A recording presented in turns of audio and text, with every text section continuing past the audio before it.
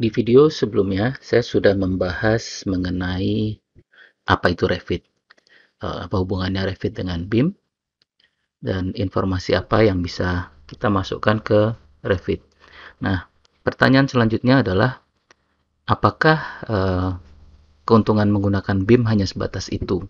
Apakah kalau kita buat section dengan mudah, kita bisa membuat quantity take off dengan mudah? Apakah hanya sebatas itu keuntungan BIM itu?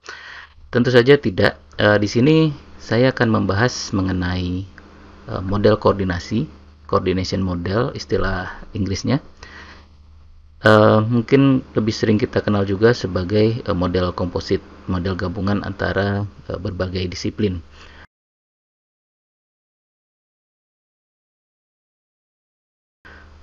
Nah, di sini saya sudah punya beberapa file. Jadi ada yang arsitek, MEP, dan struktur. Ini sudah dikonvert jadi file Navisworks, dan kalau belum, kita bisa open dari berbagai tipe seperti IFC, AutoCAD, yang di sini adalah idealnya 3D ya. Terus ada Revit, SketchUp, dan lain-lain. Jadi saya coba tambahkan yang structure. Ini adalah file struktur saya.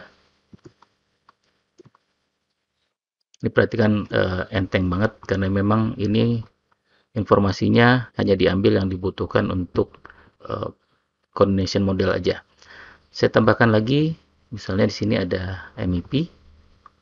Ini kita lihat instalasi ducting sudah terpasang. Kita tambahkan lagi arsitektur. Nah, seperti ini. Nah, jadi kalau kita sudah punya model koordinasi seperti ini, saya bisa lakukan review. Misalnya, katakanlah simpelnya saya mau lihat secara section. Saya mau lihat sectioningnya. Misalnya di sini, saya lihat ini isinya seperti apa sih di dalam ruangan ini. Terus saya bisa lakukan review dengan misalnya saya ukur. Ini antara dak sampai ke lantai itu tingginya berapa sih? 2,7 sekian. Oke, ini juga saya coba ganti viewpoint-nya. Saya mau lihat dari alignment top. Saya move. Misalnya seperti ini. Saya mau lihat dari atas.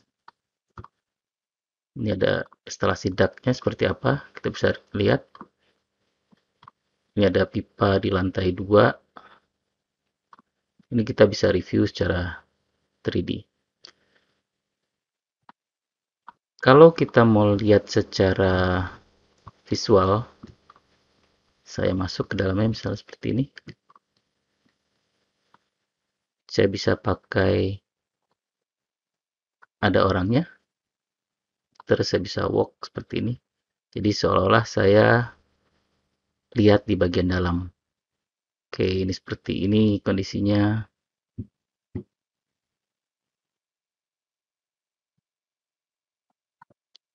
Oke, ini kita bisa lihat ada beberapa yang pipanya sebetulnya masuk ke duct.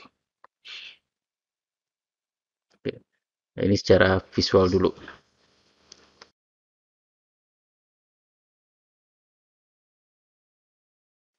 Tadi kita sudah lihat kalau ada beberapa objek yang saling tabrakan atau clash. Di Navisworks, fitur yang paling populer itu adalah melakukan clash detective.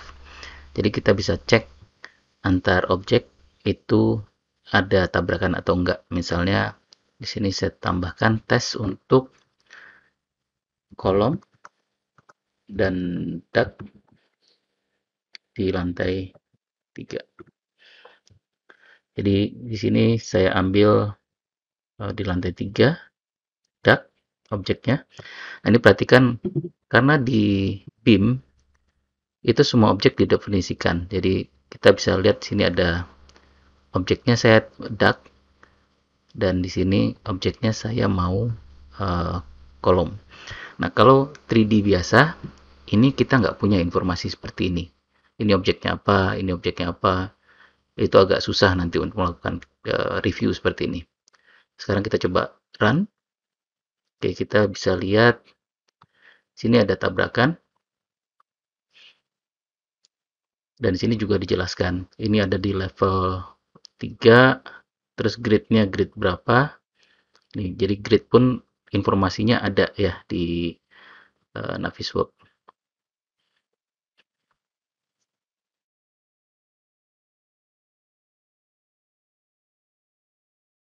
Oke, fitur lain yang bisa kita manfaatkan di Navisworks adalah quantification, atau kita menghitung quantity elemen secara otomatis. Oke, misalnya di sini saya mau buat uh, project setupnya. Saya bisa pakai standar WBS, Work Breakdown Structure, berdasarkan CSI 16, CSI 48, atau bahkan kita definisikan sendiri. Kita coba yang 16, yang simple. Ini ukuran adalah metrik.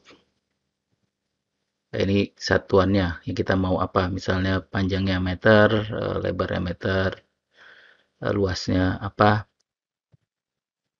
finish. Nah, di sini ini adalah WBS-nya. Jadi kategorinya apa aja. Saya bisa hitung berdasarkan tipe objeknya. Misalnya saya mau ngitung jumlah pintu. Sini ada kategorinya door and window. Saya tinggal tarik drag and drop. Saya mau ngitung jumlah pintu. Oke ya, kalau kita lihat di sini, oke, ini pakai bahasa Londo nih ya, bahasa Belanda. Di sini kita lihat objeknya masing-masing, lebarnya berapa, tingginya berapa. Ini kalau kita lihat detailnya di sini, ini ada countnya 32 unit. Terus saya mau ngitung lagi misalnya untuk MEP, saya mau ngitung, saya cari kategorinya dulu, HVAC, oke, mechanical. Saya masukkan ke mechanical, misalnya jumlah air terminal, itu ada berapa, saya tinggal drag and drop. Oke ya, di sini saya lihat jumlahnya ada 59. Jadi kita nggak perlu lagi ngitung satu-satu setiap objek, tinggal di drag and drop aja.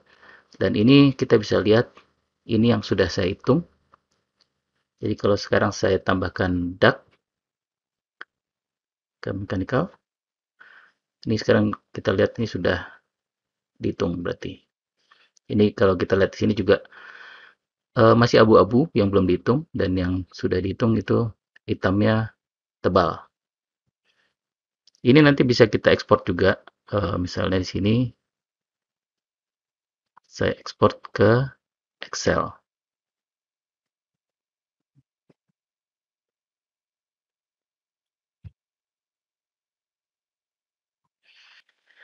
Oke, ini masih simple ya. Tadi hanya sedikit objek kita lihat. Ini ada door and window. Oke, ini all data. Oke, ini kita bisa lihat ini yang sudah dikategorikan. Terus kita ini yang sudah siap dipakai untuk quantity take off.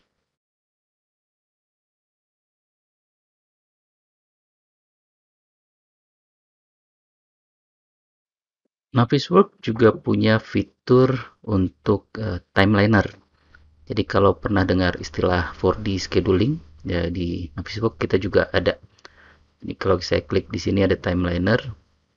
Ini kita sebetulnya kayak pakai Microsoft Project atau Primavera. Saya bisa add task.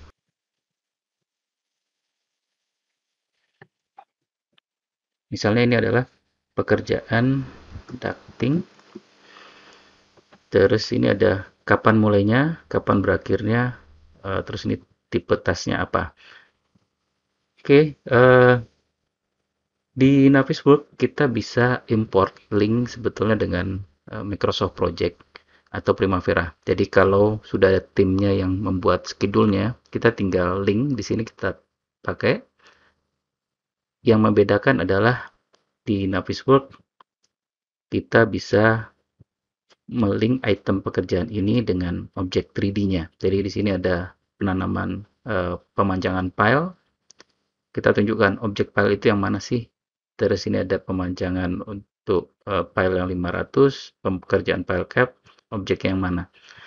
Jadi nanti kalau sudah selesai, kita bisa simulasikan pada tanggal sekian pekerjaan ini sudah jadi berapa persen. Dan visualnya itu seperti apa sih? Nggak semua orang bisa membaca data uh, Microsoft Project ya, tapi untuk secara visual mereka akan lebih mudah dipahami.